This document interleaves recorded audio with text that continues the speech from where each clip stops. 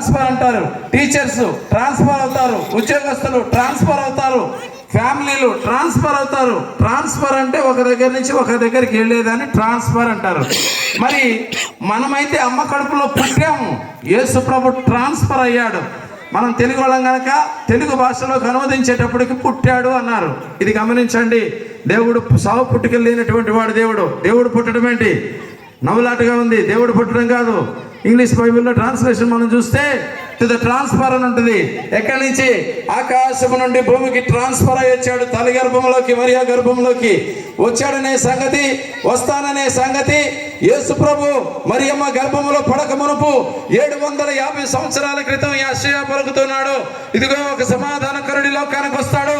ఆయనే సమాధానానికి కర్త, ఆయనే నిత్యము ఉండే తండ్రి, ఆయన నిత్యుడగు తండ్రి, బలవంతుడైన దేవుడు. ఆయన భుజముల మీద ఏముంటుందంట? రాజ్యభారం ఉంటుందంట. ఈ రాజులు, ఈ గాజులు, ఈ బూజులు ఇవన్నీ కొట్టుకుపోయాయి. అసలైన రాజు వస్తున్నాడు ఒక రోజు. అందుకు పిలుస్తున్నాం మనం, రాజు వస్తున్నాడే జనులారా, రాజ్యం తెస్తున్నాడు అని. పిల్లలు గమనించండి, ఇది మంచి ఆనందకరమైన సమయం.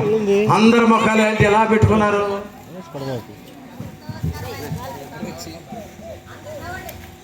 అందరూ అలా ఉన్నారేంటి? బాగోలే.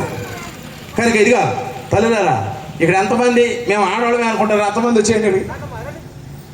మేము ఆడవాళ్ళమే అనుకున్న వాళ్ళు అందరు రండి. కాదనుకుంటే వెరీ గుడ్, మేము ఆడవాళ్ళమే అనుకుంటారండి. రండి రండి. ఇక ఆడకైనా ఉండాలి, మనకైనా ఉండాలా? రండి అమ్మా, రండి. ఆడవాళ్ళు అందరూ వచ్చేయండి. ఇక్కడ కోసం చూడొద్దు కానీ అవో కార్యక్రమాలు బోర్డు ఉన్నాయి. మేము ఆడవాళ్ళం అనుకుంటారండి.